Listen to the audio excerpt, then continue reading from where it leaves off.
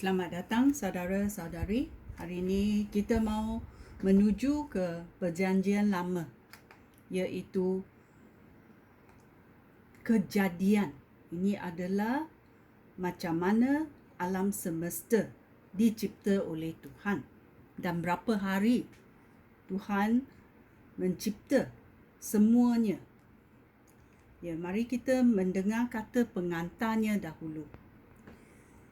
Kitab Kejadian mengisahkan penciptaan alam semesta, asal-usul manusia, permulaan dosa dan penderitaan di dunia, serta cara Allah berhubung dengan manusia. Kitab Kejadian terdiri daripada dua bahagian utama. Fasal 1 sampai 11 mengisahkan penciptaan alam semesta dan asal-usul manusia. Bahagian ini juga menceritakan kisah Adam dan Hawa, Cain dan Habel, Noah dan Aibah, serta Menara Babel. Fasal kedua iaitu 12 sampai 50 mengisahkan asal-usul nenek moyang Israel. Nenek moyang yang pertama ialah Abraham, yang kemudian dikenal sebagai Abraham. Abraham termasyhur kerana iman. Imannya ketaatan kepada Allah. Kisah ini diikuti riwayat Ishak anak Abraham dan Yakub anak Ishak. Yakub juga dinamakan Israel. Yakub mempunyai 12 orang anak lelaki. Merekalah yang menjadi bapa kepada 12 suku Israel. Perhatian utama ditujukan kepada salah seorang anak Yakub yang bernama Yusuf dan peristiwa yang menyebabkan Yusuf serta saudara-saudaranya berpindah ke Mesir. Walaupun kitab ini menceritakan kisah beberapa orang pada zaman dahulu, namun yang diutamakan ialah kisah tentang perbuatan Allah. Kitab ini dimulakan dengan menegaskan bahawa Allah telah mencipta alam semesta, dan diakhirinya dengan janji bahawa Allah akan tetap memperhatikan umatnya. Pemegang peranan utama di seluruh kitab ini ialah Allah, yang menghakimi dan menghukum sesiapa sahaja yang berbuat salah. Dia juga yang membimbing dan menolong umatnya serta membentuk sejarah mereka. Kitab kuno ini ditulis untuk mencatatkan kisah tentang iman orang Israel, supaya iman itu tetap hidup. Ya.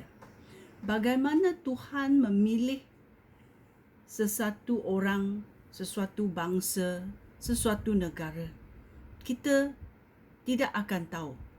Ini adalah apa dan hasrat Tuhan. Kita tak boleh menghakimi Tuhan, kerana Tuhan mencipta alam semesta. Ya. Dia adalah Tuhan yang berhak membuat apa yang dia suka. Kerana kita tahu Tuhan ini adalah Tuhan kebenaran, Tuhan yang adil. Apa yang dia lakukan adalah adil dan muktamad.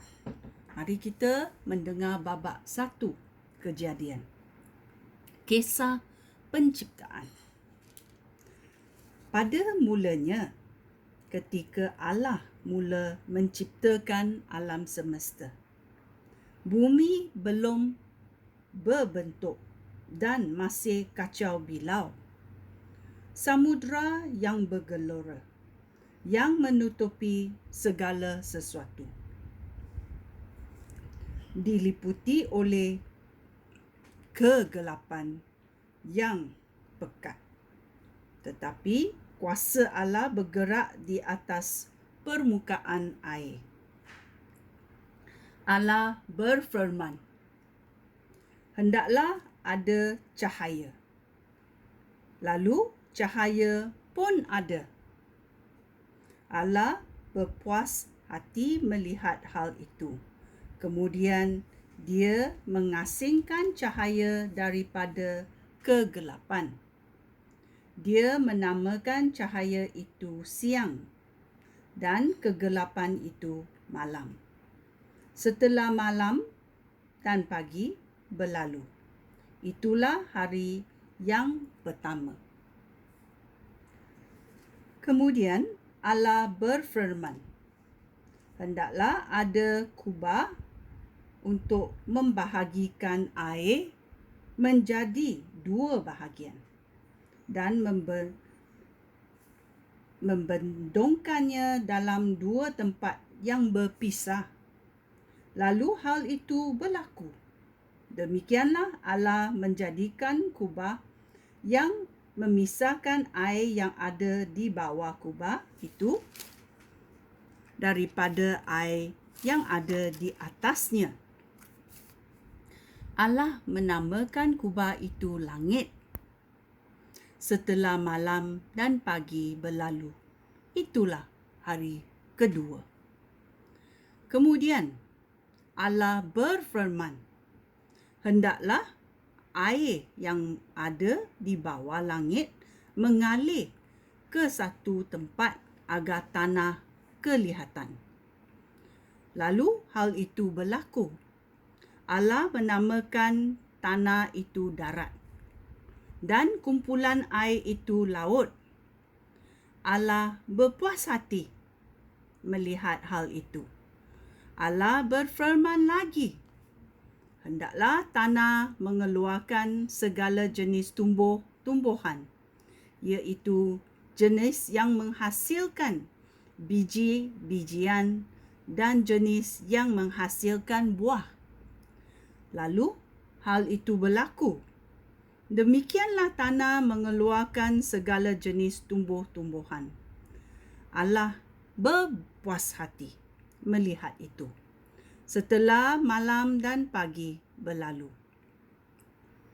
itulah hari yang ketiga. Kemudian Allah berfirman, "Hendaklah ada benda-benda terang di langit untuk memisahkan siang daripada malam dan untuk menunjukkan permulaan hari, tahun serta perayaan agama. Benda-benda terang itu akan bersinar di langit untuk menerangi bumi." Lalu hal itu berlaku. Demikianlah Allah menjadikan 2 benda terang yang besar, iaitu matahari untuk menguasai siang dan bulan untuk menguasai malam. Selain itu, dia juga menjadikan bintang-bintang. Allah menempatkan benda-benda terang itu di langit untuk menerangi bumi, untuk menguasai siang serta malam, dan untuk mengasingkan cahaya daripada kegelapan. Allah berpuas hati melihat hal itu. Setelah malam dan pagi berlalu, itulah hari yang keempat.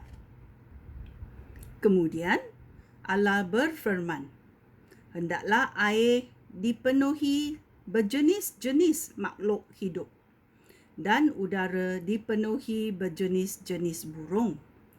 Demikianlah Allah menciptakan binatang raksasa laut dan semua jenis makhluk yang hidup di dalam air serta semua jenis burung. Allah berpuas hati melihat hal itu. Allah memberkati semuanya dan memberikan perintah kepada makhluk yang hidup di dalam air supaya membiak serta memenuhi laut, dan juga kepada semua jenis burung supaya bertambah banyak. Setelah malam dan pagi berlalu, itulah hari kelima. Kemudian Allah berfirman, hendaklah bumi mengeluarkan semua jenis binatang darat, binatang jinak dan binatang liar, yang besar maupun yang kecil. Lalu hal itu berlaku. Demikianlah Allah menjadikan semuanya, dan Dia berpuas hati melihat hal itu. Kemudian Allah berfirman, sekarang kita akan mencipta manusia yang akan menjadi seperti kita dan menyerupai kita. Mereka akan menguasai semua ikan, burung serta binatang lain, binatang jinak dan binatang liar yang besar maupun yang kecil. Demikianlah Allah menciptakan manusia dan menjadikan mereka seperti dirinya sendiri. Dia menciptakan mereka lelaki dan perempuan. Kemudian Dia memberkati mereka dan berfirman, hendaklah kamu mempunyai anak cucu yang banyak, supaya keturunan kamu menduduki seluruh muka bumi dan menguasainya. Hendaklah kamu menguasai semua ikan, burung dan binatang liar. Aku memberi kamu segala jenis tumbuh-tumbuhan yang menghasilkan biji-bijian dan buah-buahan sebagai makanan kamu. Aku memberikan rumput dan tanaman berdaun sebagai makanan kepada semua burung dan binatang liar yang lain. Lalu hal itu berlaku. Allah memandang semua yang sudah dijadikannya, dan Dia sangat berpuas hati. Setelah malam dan pagi berlalu, itulah hari ke-6. Ya. Allah mencipta segalanya. Dia menciptanya untuk menyenangkan hatinya sendiri. Ya, kita mesti tahu Tuhan berseru kerana Dia berfirman. Kuasa firman-Nya adalah kuasa yang muktamad. Ini terjadi dalam 6 hari. Kita boleh melihat bagaimana Tuhan membentuk dan mencipta alam semesta. Ya, kita mesti tahu ini adalah perbuatan Tuhan bila Tuhan berfirman. Okey? Sekian. Terima kasih. Shalom.